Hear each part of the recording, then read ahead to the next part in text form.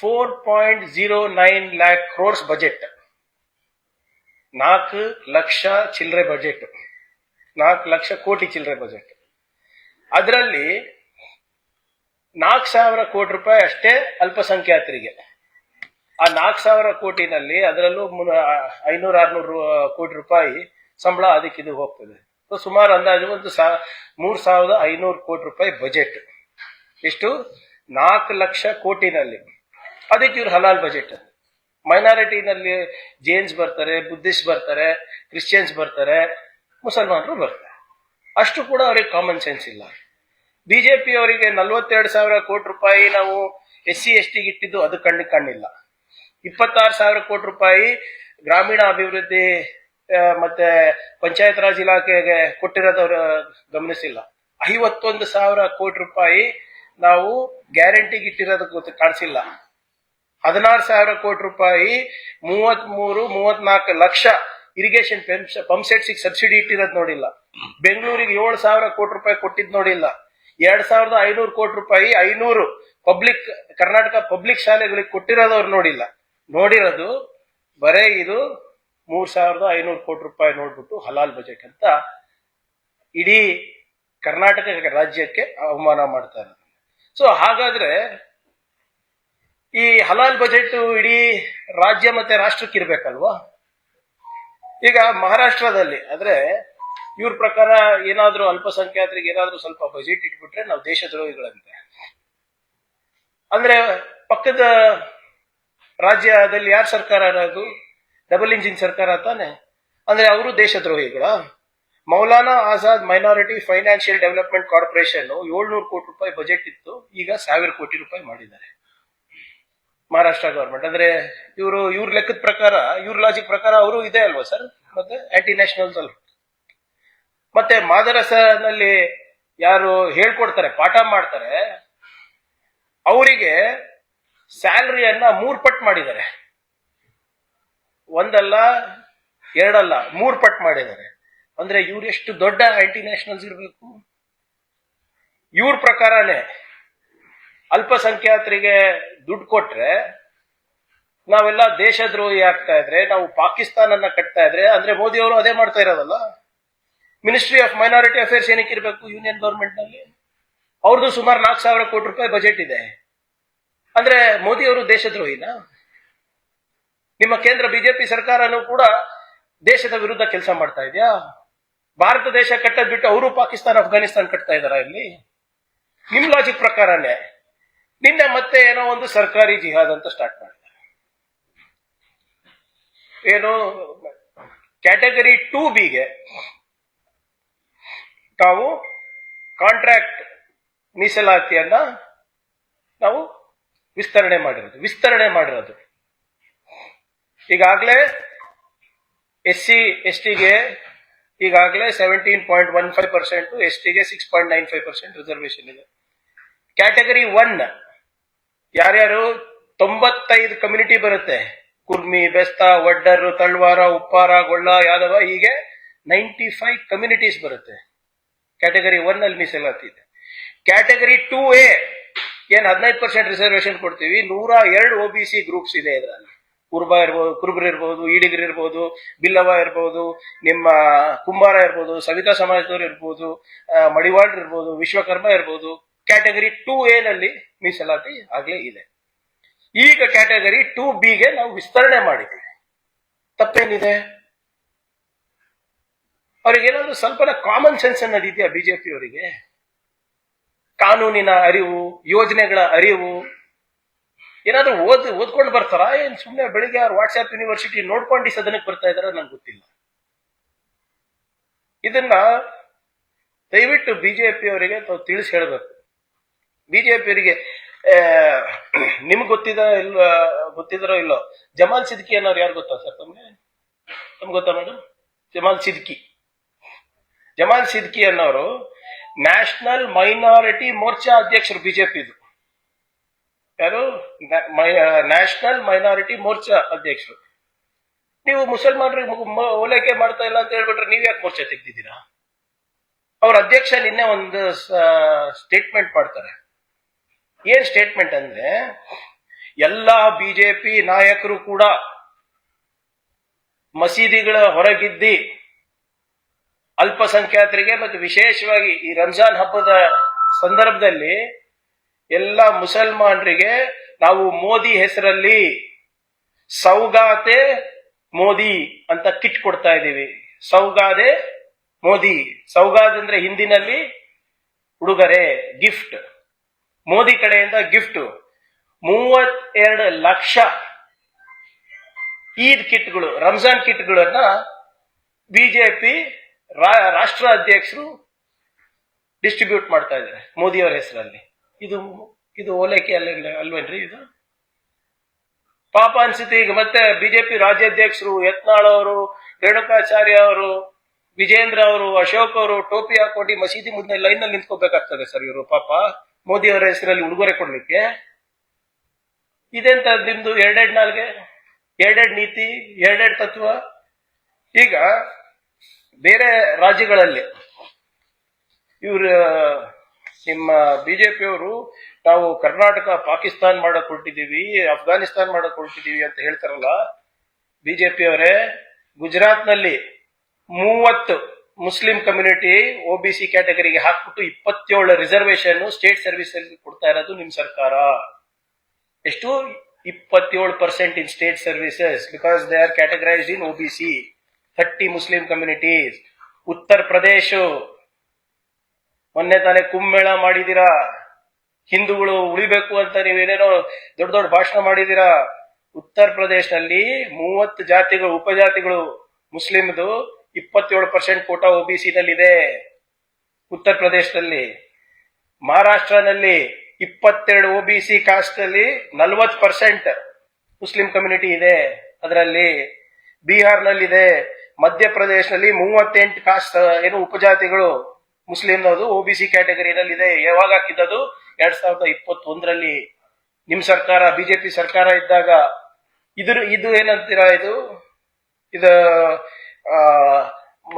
Muslim ಓಲೈಕೆ ಅಲ್ವಾ ಇದು? ನೋಡಿ ಇಲ್ಲಿ, Uttar Pradesh accelerates Muslim outreach through health and education related projects. ಏನಪ್ಪಾ ಇದು? ಬುಲ್ಡೋಜರ್ ಬಾಬಾ ರಾಜ್ಯದಲ್ಲಿ ಏನಾಗ್ತಾ ಇದೆ? ಏನಂತ ಹೇಳ್ತಾರೆ ನೋಡಿ. The upliftment of Muslim community is happening continuously under BJP government. The community, which comprises nearly 18% of state population, is getting more than 30% share in welfare schemes of central and state governments. Out of more than 13 crore beneficiaries of central and state government schemes in Uttar Pradesh, roughly 4 crores are from Muslim community. ಇದು ಅವ್ರ ದಾಖಲೆ. Uttar Pradesh BJP president Kunwar Basit Ali, state BJP minority Morcha wing ಅಧ್ಯಕ್ಷ ಹೇಳ್ತಾ ಇರೋದು. ಅಂದ್ರೆ ನೀವು ಮಾಡಿದ್ರೆ ಸಬ್ಕಾ ಸಾಥ್ ಸಬ್ಕಾ ವಿಕಾಸ್, ನಾವು ಮಾಡಿದ್ರೆ ಪಾಕಿಸ್ತಾನ್ ಕಟ್ತಾ ಇದೀವಿ, ನಾವು ಮಾಡಿದ್ರೆ ಓಲೈಕೆ. ನೀವೇನ್ರಿ ಮಾಡ್ತಾ ಇದ್ದೀರಾ? ಇಲ್ಲಿ ನೋಡಿ, ಶಾದಿ ಶಗುನ್ ಸ್ಕೀಮ್. ಹೆಂಗೆ ಶಾದಿ ಭಾಗ್ಯ ಇತ್ತಲ್ಲ, ಶಾದಿ ಶಗುನ್ ಸ್ಕೀಮ್ ಎಲ್ಲಿ? ಉತ್ತರ ಪ್ರದೇಶ್.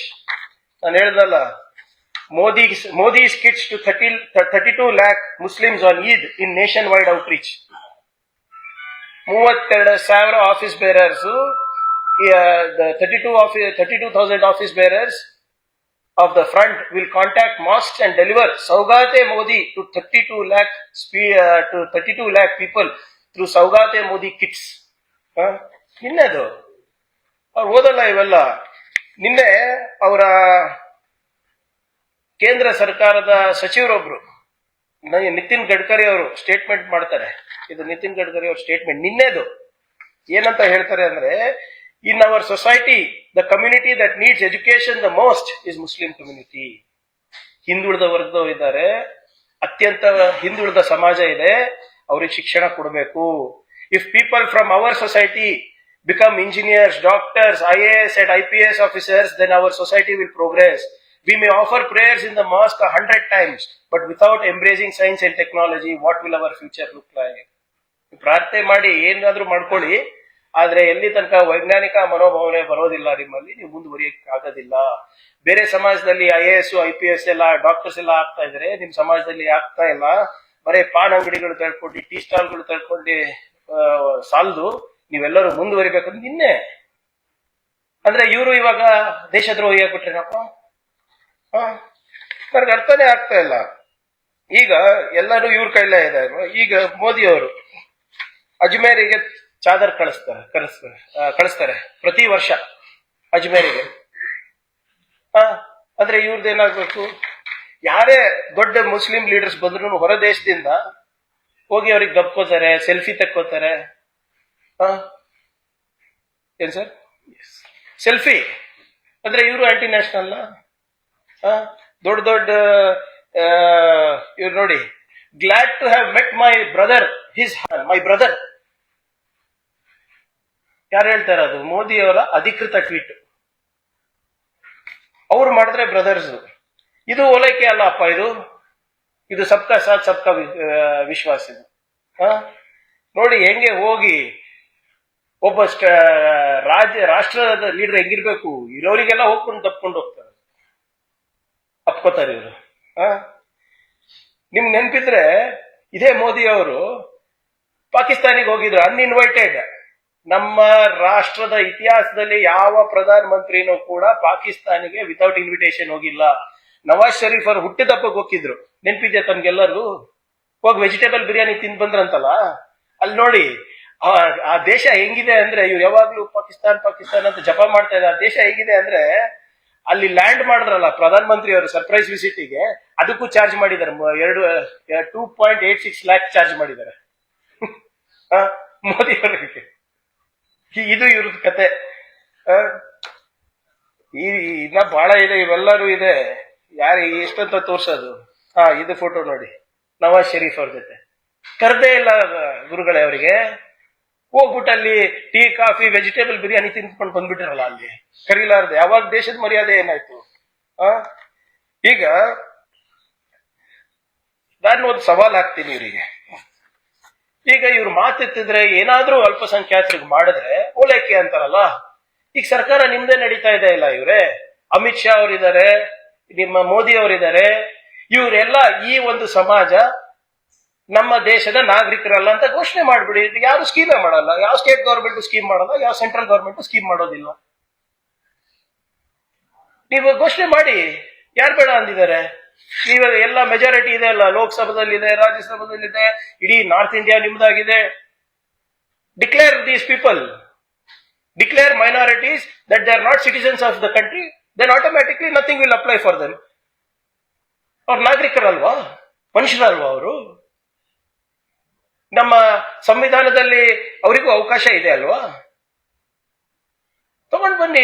ಸರ್ದಾರ್ ಪಟೇಲ್ ಆದ್ಮೇಲೆ the best home minister in independent India ನೀವೇ ಅಲ್ವೇನ್ರಿ? ಅಮಿತ್ ಶಾ ಅವರೇ ಅಲ್ವಾ? ತನ್ನಿ, ತಿದ್ದುಪಡಿ ತನ್ನಿ. ಯಾರು ಬೇಡ ಅಂದಿದ್ದಾರೆ? ಏನ್ ಬಿಜೆಪಿಯವರು ಸಂಪೂರ್ಣವಾಗಿ ಹತಾಶರಾಗ್ಬಿಟ್ಟಿದ್ದಾರೆ ನಮ್ಮ ರಾಜ್ಯದಲ್ಲಿ.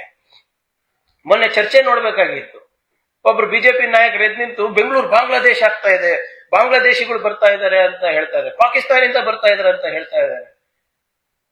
ಇಲ್ಲಿ ಬರ್ತಾ ಇದ್ದಾರೆ, ಇಲ್ಲಿ ನಾವು ಹಿಡಿತಾ ಇದೀವಿ. ಗಡಿನಲ್ಲಿ ಯಾಕೆ ಕಾಯ್ತಾ ಇಲ್ಲ ನೀವು? ನಮ್ಮ ದೇಶದ ಬೌಂಡ್ರಿ ಕಾಯೋದು ಪರಮೇಶ್ವರ್ ಸಾಹೇಬ್ರ ಕೆಲಸನ? ಬೆಂಗಳೂರು ತನಕ ಹೆಂಗ್ರಿ ಬರ್ತಾರೆ ದಾಟಿ? ಡೆಲ್ಲಿಗೆ ಹೋಗ್ತಾರೆ, UP ದಾಟಬೇಕು, ಮಧ್ಯಪ್ರದೇಶ ದಾಟಬೇಕು, ಮಹಾರಾಷ್ಟ್ರ ದಾಟಬೇಕು, ಆಂಧ್ರ ದಾಟಬೇಕು, ತೆಲಂಗಾಣ ದಾಟಬೇಕು. ಅದಾದ್ಮೇಲೆ ತಾನೇ ಬೆಂಗಳೂರಿಗೆ ಬರೋದು. ಅಥವಾ ಇಲ್ಲಿ ಈ ಕಡೆ ಏನು ಅರಬ್ಬಿ ಸಮುದ್ರ ದಾಟಬೇಕಾಗ್ತದೆ. ಇಲ್ಲಿ ಅರಬ್ಬಿ ಸಮುದ್ರ ಆದ್ರೆ ಡೈರೆಕ್ಟ್ ಆಗಿ ಬರ್ತಾರೆ. ಆದ್ರೆ ಇದನ್ನೆಲ್ಲ ಈ ಗಡಿಗಳು ಕಾಪಾಡೋ ಜವಾಬ್ದಾರಿ ಅದು ಕೇಂದ್ರ ಸರ್ಕಾರದ, ರಾಜ್ಯ ಸರ್ಕಾರದ. ದೊಡ್ಡ ದೊಡ್ಡ ಮಾತುಗಳು, ಬೆಂಗಳೂರು ಬಾಂಗ್ಲಾದೇಶ ಆಗ್ತಾ ಇದೆ ಅಂತ. ಈ ಬಾಂಗ್ಲಾದೇಶದಿಂದ ಬರ್ತಾ ಇರೋದು ಹೆಂಗೆ? ಪಾಕಿಸ್ತಾನದಿಂದ ಬರ್ತಾ ಇರೋದು ಹೆಂಗೆ? ಅಫ್ಘಾನಿಸ್ತಾನಿಂದ ಬರ್ತಾ ಇರೋದು ಹೆಂಗೆ? ಅದು ಹೇಳಲ್ಲ ಇವರು. ಇವ್ರಿಗೆ ಯಾವಾಗ ಆತಂಕ ಆಗುತ್ತೆ, ಬಿಜೆಪಿಯವರು ಅಸ್ತಿತ್ವ ಯಾವಾಗ ಕಮ್ಮಿ ಆಗ್ತಾ ಇರ್ತದೆ ಅಥವಾ ಯಾವಾಗ ನೆಲ ಕಳ್ಕೊಂತ ಇರ್ತಾರೆ, ಅವಾಗ ಇವರು ಮುಸಲ್ಮಾನರು ಜಪ ಮಾಡೋದಷ್ಟೇ. ನಾವು ನಿಜವಾಗ್ಲೂ ಸಬ್ಕಾ ಸಾಥ್ ಸಬ್ಕಾ ವಿಕಾಸ್ ಅಂತ ನಾವು ಮಾಡ್ತಾ ಇರೋದು. ಇವ್ರೇನ್ ಮಾಡ್ತಾ ಇದಾರೆ? ಇವ್ರು ಇಷ್ಟೆಲ್ಲ ಹೇಳ್ತಾರಲ್ಲ, ಅವ್ರಿಗೆ ಡಿಕ್ಲೇರ್ ಮಾಡ್ಬಿಡಿ, ಇಲ್ಲಪ್ಪ ಇವ್ರ ನಾಗರಿಕರಲ್ಲ ಅಂತ. ಆಗುತ್ತಾ ಮಾಡ್ಲಿಕ್ಕೆ? ನಿಮ್ಗೆ ಮಾಡಕ್ ಆಗಲ್ಲ ಆದ್ರೆ they are citizens of India. ಆಮೇಲೆ ಯಾವುದೇ ಯೋಜನೆ, ಯಾವುದೇ ರಾಜ್ಯ ಸರ್ಕಾರ ಇರ್ಬೋದು, ಕೇಂದ್ರ ಸರ್ಕಾರ ಇರ್ಬೋದು, ಅವ್ರ ನಾಗರಿಕರಿಗೆ ಮಾಡ್ತಾ ಇದ್ದಾರೆ. ಇವೆಲ್ಲ ಈ ದತ್ತಾಂಶಗಳು ಕೊಟ್ಟನಲ್ಲ ನಿಮಗೆ, ಅವ್ರ ಸರ್ಕಾರದ್ದೇ ಅಲ್ವಾ? ಅಂದ್ರೆ ಅವರು ಆಂಟಿ ನ್ಯಾಷನಲ್ಸ್, ಅಂದ್ರೆ ಅವರು ಜಿಹಾದಿಗಳು, ಅವರು ಪಾಕಿಸ್ತಾನ ಕಟ್ತಾ ಇದಾರ. ಈಗ IPL ಬರ್ತಾ ಇದೆ, ನಿಮ್ ನೆನ್ಪಿದ್ರೆ ಒಂದ್ಸರಿ IPL ಎಲ್ಲ ಆಟ ಆಡಿದ್ರು ಗೊತ್ತಾ? ದುಬೈನಲ್ಲಿ ಆಡಿಸಿದ್ರು ಅನ್ಸುತ್ತಲ್ಲ. ಅವಾಗ ಸುಮ್ನಿದ್ರಿ ಯಾಕೆ? ನಮ್ಮ ರಾಜ್ಯದ ಒಂದು ಪ್ರತಿಷ್ಠಿತವಾದಂತ ಪಂದ್ಯ ಹೋಗಿ ನೀವು ಅಲ್ಲಿ ಯಾಕೆ ಆಡಿಸಿದ್ರಿ ಇಸ್ಲಾಮಿಕ್ ಕಂಟ್ರಿನಲ್ಲಿ? ಓ, ಅಮಿತ್ ಶಾ ಅವ್ರ ಮಗ ಇದ್ದ ಅಂತನ? ಅವಾಗ BCCI ಚೇರ್ಮನ್ ಅಮಿತ್ ಶಾ ಅವ್ರ ಮಗ ಇದ್ದ ಅಂತ ಆಡಿಸ್ತೀರಾ? ಚಾಂಪಿಯನ್ಸ್ ಟ್ರೋಫಿ ನೀವು ಪಾಕಿಸ್ತಾನಿಗೆ ಹೋಗಲ್ಲ ಅಂದ್ರೆ ಅದನ್ನು ಹೋದ್ರಲ್ಲ ದುಬೈಗೆ, ಇಲ್ಲೇ ಆಡಿಸ್ಬೋದಾಗಿದ್ದು ಬೇಕಿದ್ದಿದ್ರೆ. ಆಮೇಲೆ ಯತ್ನಾಳ್ ಅವ್ರು ಹೇಳ್ತಾ ಇರ್ತಾರಲ್ಲ ಯಾವಾಗ್ಲೂ, ವಿಜೇಂದ್ರ ಅವ್ರದ್ದು ಬಹಳ ಅಕೌಂಟ್ಸ್ ಇದೆ ದುಬೈನಲ್ಲಿ ಅಂತ. ನಾವಲ್ಲ ಇದು, ದಯವಿಟ್ಟು ನಾವು ಆರೋಪ ಎಂದೂ ಮಾಡಿಲ್ಲ ವಿಜೇಂದ್ರ ಅವ್ರ ಮೇಲೆ. BJP ಅವರೇ ಹೇಳ್ತಾ ಇದಾರಲ್ಲ, ಅಂದ್ರೆ ಅದೇನ್ ಮತ್ತೆ? ಅದನ್ನು ಏನು ಅಲ್ಪಸಂಖ್ಯಾತರ ಓಲೈಕೆ ಮಾಡ್ತಾ ಇರೋದ ನೀವು? ಮತ್ತೆ ರೇಣುಕಾಚಾರ್ಯ ಅವರು ಮೊನ್ನೆ ಒಂದು ಸ್ಟೇಟ್ಮೆಂಟ್ ಕೊಟ್ಟರು, ನಮ್ಮ ಮಾಧ್ಯಮದವ್ರು ಗಮನಿಸಿದ್ರೋ ಇಲ್ಲೋ, ನಿಮ್ಮ ಸುದ್ದಿವಾಹಿನಿಗಳಲ್ಲೇ ನಾನು ನೋಡಿದೆ. ಸುಮ್ನೆ ಈ ಯತ್ನಾಳ್ ಅವರು ಬೇರೆಯವರೆಲ್ಲರೂ ಸ್ವಯಂ ಘೋಷಿತ ಹಿಂದೂ ಹುಲಿಗಳು ಅನ್ಕೊಂತಾರೆ, ಯಾರು ಇಲ್ಲ. ಕೆಲವು ವರ್ಷದ ಹಿಂದೆ ಇವರೇ ಟೋಪಿ ಹಾಕೊಂಡು ಇಫ್ತಾರ್ ಪಾರ್ಟಿ ಕೊಡ್ತಾ ಇದ್ರು ಅಂತ JDS ನಲ್ಲಿದ್ದಾಗ. ನಾನು ಹೇಳಿಲ್ಲ, ಹೊಸ to work for the upliftment of people from poor economic background, socio economic backgrounds, irrespective of caste and community. ಇದು BJP ಅವರು ಎಷ್ಟು ಬೇಗ ಅರ್ಥ ಮಾಡ್ಕೋತಾರೆ ಅಷ್ಟು ಒಳ್ಳೇದು. ಸಬ್ಕಾ ಸಾಥ್ ಸಬ್ಕಾ ವಿಕಾಸ್ ಬರೇ ಘೋಷಣೆ ಆಗಿರಬಾರ್ದು ನಿಮ್ದು. ಏನೇನೋ ಹೇಳ್ತಾರಲ್ಲ ಸರ್, ಸಬ್ಕಾ ಸಾಥ್ ಸಬ್ಕಾ ವಿಶ್ವಾಸ್ ಸಬ್ಕಾ ವಿಕಾಸ್, ಇಲ್ಲ ಸಬ್ಕಾ ಸಾಥ್ ಸಬ್ಕಾ ವಿಕಾಸ್ ಸಬ್ಕಾ ವಿಶ್ವಾಸ್ ಸಬ್ಕಾ ಪ್ರಯಾಸ್, ಸಬ್ಕಾ ಪ್ರಯಾಸ್. ಅದು ನಿಮ್ಮಿಂದಾನು ಆಗ್ಲಿ. ಬರೀ ಕೆಂಪುಕೋಟೆ ಮೇಲೆ ನಿಂತ್ಕೊಂಡು ಭಾಷಣ ಮಾಡೋದ್ರಿಂದ ಆಗೋದಿಲ್ಲ. ಬಜೆಟ್ ಸೆಷನ್ ನಡೀತಾ ಇದೆ, ಬಜೆಟ್ ಬಗ್ಗೆ ಏನೇನ್ ಮಾಡ್ಬೇಕು ಏನೇನ್ ಮಾಡಬಾರ್ದು ಸ್ಪಷ್ಟವಾದಂತ ಸಂದೇಶ ಸರ್ಕಾರಕ್ಕೆ ಕಳಿಸಿ. ಟೀಕೆ ಮಾಡಿ, ನಮ್ಗೆ ಏನಾದ್ರೂ ಲೋಪಗಳಿದ್ರೆ ಎತ್ತಿ ಹಿಡೀರಿ, ಸರಿಪಡಿಸೋಣ ಅಂತೆ. ಬರದ ಬಗ್ಗೆ ಮಾತಾಡೋಣ, ರೈತರ ಬಗ್ಗೆ ಮಾತಾಡೋಣ. ನಮ್ಮಲ್ಲಿ ಏನಾದ್ರೂ ನಮ್ಮ ಯೋಜನೆಗಳಲ್ಲಿ ಏನಾದ್ರೂ ತಿದ್ದುಪಡಿ ತರಬೇಕಂದ್ರೆ ತಿದ್ದುಪಡಿ ತರೋಣ. ಸಕಾರಾತ್ಮಕವಾಗಿ ಪಾಲ್ಗೊಳ್ಳಿ, ಟೀಕೆ ಮಾಡಿ, ನಮ್ಗೆ ತೊಂದರೆ ಇಲ್ಲ. We are ready to do any kind of course correction. ಆದ್ರೆ ಇವತ್ತು ಸುಮ್ನೆ ಸದನವನ್ನು ಕರೆದ್ಬಿಟ್ಟು ಸದನಕ್ಕೆ ತಪ್ಪದಾರಿ ಹೇಳೋದು, ಜನರಿಗೆ ತಪ್ಪು ದಿಕ್ಕಿನಲ್ಲಿ ಕರ್ಕೊಂಡು ಹೋಗೋದು, ಇದಕ್ಕಿರೋದೇನ್ರಿ ಆಪೋಸಿಷನ್ ಅವ್ರು ನೀವು? You have failed as er opposition. ನಮ್ಗೇನು ಒಳ್ಳೇದೇ ಬಿಡಿ. ಬಜೆಟ್ ಸೆಷನ್ ಅಲ್ಲಿ ಮಾತಾಡೋಣ, ಕೇಂದ್ರದಿಂದ ಆಗ್ತಾ ಇರುವಂತ ಅನ್ಯಾಯ ಬಗ್ಗೆ ಮಾತಾಡೋಣ, ಜಂಟಿಯಾಗಿ ಹೋರಾಟ ಮಾಡೋಣ. ಬನ್ನಿ, ಉದ್ಯೋಗ ಖಾತ್ರಿನಲ್ಲಿ ನಮ್ಗೇನ್ ಸೇರ್ಬೋದು. ಧನ್ಯವಾದ.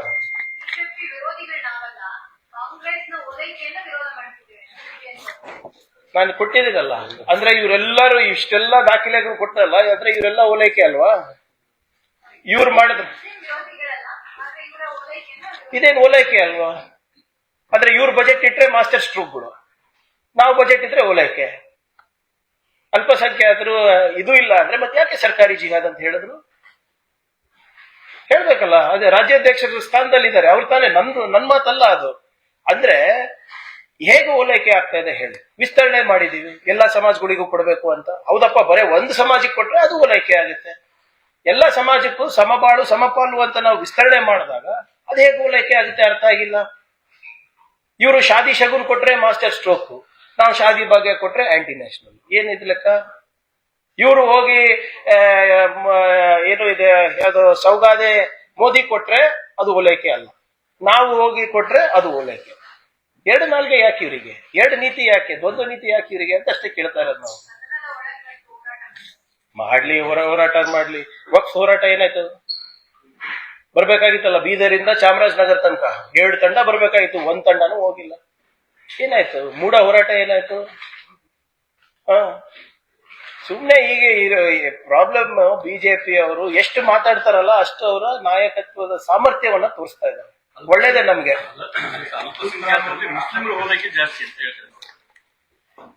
ಹೇಗೆ ಹೇಳ್ಬೇಕಲ್ಲ, ತಾವು ಸ್ವಲ್ಪ ಲೇಟ್ ಬಂದ್ರಿ, ಎಲ್ಲಾನು ಡೀಟೇಲ್ ಆಗಿ ಹೇಳಿದೀವಿ.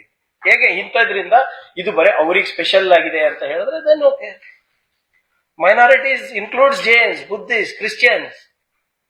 Budget allocation is for the department, is not for the community. 42,000 crore ರೂಪಾಯಿ SC ST ಕೊಟ್ಟಿರೋದು ನೋಡ್ತಾ ಇಲ್ವ ಅವರು? ಪಾಪ್ಯುಲೇಷನ್ ಪರ್ಸೆಂಟೇಜ್ ಜಾಸ್ತಿ ಯಾವುದು? ಮುಸ್ಲಿಮ್ಸ್. ಅದು ಪಾಪ್ಯುಲೇಷನ್ ಜಾಸ್ತಿ ಇದ್ರೆ ಕ್ವೈಟ್ ನ್ಯಾಚುರಲಿ ಹೆಚ್ಚು ಅವರಿಗೆ ಹೋಗುತ್ತಲ್ಲ. ಈಗ ಬ್ಯಾಕ್ವರ್ಡ್ ನಲ್ಲಿ ಯಾವ ಪಾಪ್ಯುಲೇಷನ್ ಜಾಸ್ತಿ ಇರ್ತದೆ, ಸಬ್ ಕಮ್ಯುನಿಟಿ, ಸಹಜವಾಗಿ ಅವ್ರಿಗೆ 10 ರೂಪಾಯಿ ಜಾಸ್ತಿ ಹೋಗೋದು ಸಹಜ.